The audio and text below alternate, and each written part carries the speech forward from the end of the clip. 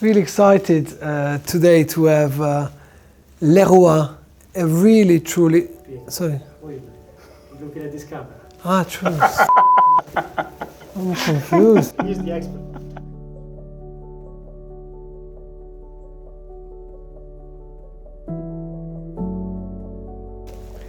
In watchmaking, there are some historical gems that have not been unveiled yet, and I really feel that Leroy is definitely one of them. We have the pleasure today to host in London Hugo and Leroy to meet collectors and to unveil this incredible story. Welcome, Hugo. It's great to have you today. Thanks a lot for having us, and finally back in London, and finally able to showcase some new pieces for Leroy, which has been a bit silent for the past decades.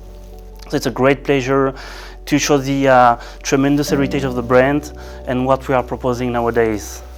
And when you say tremendous heritage, it's kind of not an exaggeration, because really Leroy can be defined as the founding fathers of modern watchmaking. Over the last 300 years, few names have been more influential than Leroy. And like so many others, Breguet is a big example. Sometimes activities stop, and sometimes activities restart. So you're part of a team, of an inspired team that is bringing the name of Leroy back to the forefront of watchmaking.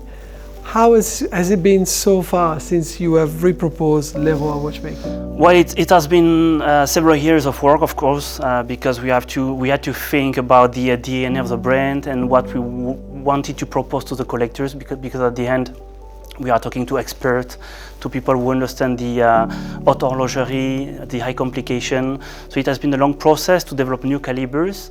The idea was to come back with a very high-end complication, so tourbillon minute repeater. The first step has been with the unique piece we unveiled in 2023, something to showcase what we're able to propose in terms of bespoke pieces with a rotating dial, very nice guilloche, tourbillon minute repeater, and engraved during 120 hours because of the hardness of the titanium case, of course. So tremendous work on that piece. And the next step has been to show what we are able to do for the core collection, let's say. And this is something we unveiled last month, basically during the Geneva Watch Days.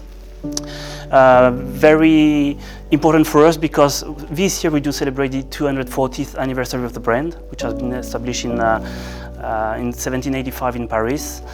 So great heritage, and as well as we discussed earlier together, a close relationship with United Kingdom as well. Yeah, that's where I was going to go actually. It's very significant, your presence here in London, because when you talk about complication and heritage for complicated pieces, not only Leroy actually held the record for the most complicated piece for over 80 years. Correct. To only be broken in 1989, actually, after the presentation of that crazy Leroy 01 timepiece at the Paris Universal Exhibition. But also there is a history of being even official watchmaker for the Crown here in London. Correct. Queen Victoria officially kind of welcomed Leroy, and it was quite special because of course there were a number of incredible British watchmakers before and contemporary to Queen Victoria. Leroy as a name has always been seen as a paramount name in watchmaking. Correct. Yeah, during the very long history of the brand, Leroy has always been a big name, especially for the crown, because Leroy used to be the official watchmaker for the French king, imperial family, French marine, British court. So always with a very special link with the monarchs, let's say. And as you mentioned, Leroy used to produce tremendous clocks at that time, especially the Leroy 01, which is one of the top timepiece produced by Leroy. Yeah, absolutely. And which is still, we can see it at the Museum of Besançon in France. Yeah. So it's still in the museum, and people can still... 24 different complications on that. 27, I would 27 say. 27, yes, complications. Incredible. So you're exploring in today's collection individually those complications. Exactly. Again, by working with tourbillons, working with calendars, and of course with chronographs as well, with a certain style that is all related to the marine chronographs as well, for which, chronometers. Correct. For which Leroy was also known, alongside the work of Harrison, for example, back in the day. Mm-hmm. No, you are right. Basically, in the lineup of the pieces we have here, we have some historical pieces from 2010, more or less, with the complication we used to explore at that time, with tourbillon regulator, perpetual calendar, and single push chronograph. And the very interesting thing is the aesthetic and the DNA we have in these pieces, which is taken from the pocket watches from the museum we have, the private museum we have. And basically the idea is to transmit this DNA to the new pieces we would propose, like the new... so it goes much beyond the idea of just revamping a name. The owner of the group that is now in the control of Leroy is a keen collector of Leroy clocks and clocks and pocket watches from the past. Correct. And you have the biggest private collection of Leroy. Exactly. Timepieces. We have more than 200 pieces nowadays. 200 pieces. We still acquire some pieces through auctions because it's a great legacy, of course.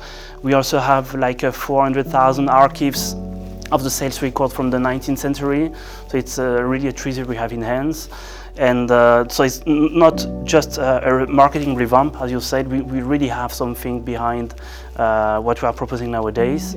So basically in the new Bal du Temps collection we just unveiled, we can clearly identify the DNA of the H.Moser collection, which is coming from antique pocket watches we have in the museum.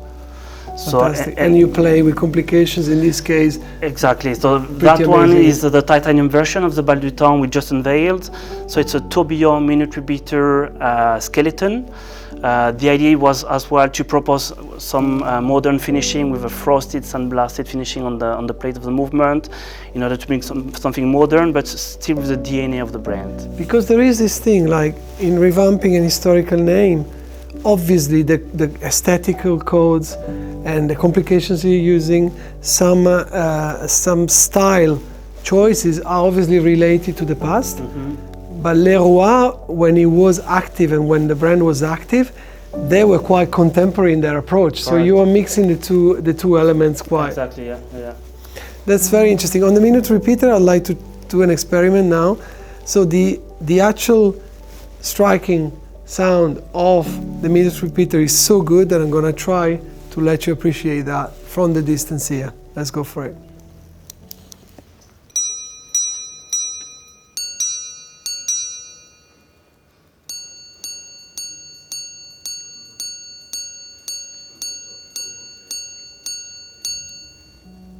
And you can imagine that on your desk or on an appropriate wooden box that would enhance the sound even more. Absolutely beautiful. So Hugo, can you help me and our collectors understanding how this revamp was possible? Because of course, to bring back a legacy is one thing, in having the idea, but actually putting in place several different complications at the same time in different collections that look the same, look different and feel different. How are the movements conceived, engineered, made, and who are the artisans you are working with to achieve this sort of finishing that I can see here in the metal is quite stunning. Yes. So basically, I think the first point is the passion of the main person behind the brand, Miguel Rodriguez, the owner of the brand since 2004, which is really involved in the Swiss watch industry and even the French watch industry for years, as he owns several industrial poles in Switzerland with Storied, etc. He's owning as well Perle brand, which is as well with a tremendous history. So Storied, Festina, exactly. Perle, so it's all together belongs to Miguel Rodriguez, and it was his passion to revamp this historical brand, but definitely. So we had several steps. For example, the most antique watches we have here on the lineup used to be produced in Besançon at that time. So we used to have the atelier in France in Besançon. So it was chronometer certified by the Observatoire de Besançon with a close relationship. Nowadays, for the revamp of the brand after a decade of silence, we do partner with an atelier in Geneva. So nowadays it's Swiss made. and it's entirely produced in Geneva nowadays. So we are working with an atelier who do craft 100% of the watches. So they do produce all the components. They do exclusive movement for us. They do have all the métiers d'art. So that's why we are able to propose bespoke pieces with engraving, gem setting or whatever. So we can create stunning bespoke pieces like the unique piece we have here. So it's a very small production nowadays because for the tourbillon minute repeater skeleton we are proposing it will be a maximum of 15 pieces. And in the coming weeks we will propose something new. It will be a tourbillon, classic style, but with the same DNA, as well on very limited production. So this is the new philosophy of the brand because our targets are definitely high-end collectors, and we want to transmit this legacy, this history, and this know-how to these people. So Hugo, there is an integral partnership with the atelier of Haute horologerie and high complication, and you have a long-term strategy with them to explore new complications, use new métiers d'art in the future. So what can we expect in the future? I mean, there's a lot already going on. Yes. Is there anything that you can share with us that may happen in the future?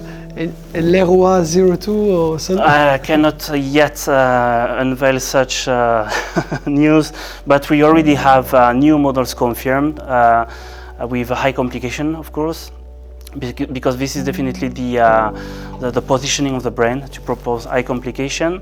So we have something new coming before the end of this year, before the end of 2025. We have a new model scheduled for the beginning of 2026. So it's not just a one shot. We already have several models scheduled until the end of 2026. So we really hope that collectors will enjoy it. Listen, I can't wait for the London audience today to re-explore, you know, since the Victorian days, re-explore Leroy, and we will get some genuine and great feedback, I'm pretty sure. Congratulations on the work you've done so far, and yeah, I wish you all the best for Thank you so much, the future. and thanks again to having us here tonight. Thank you. Pleasure.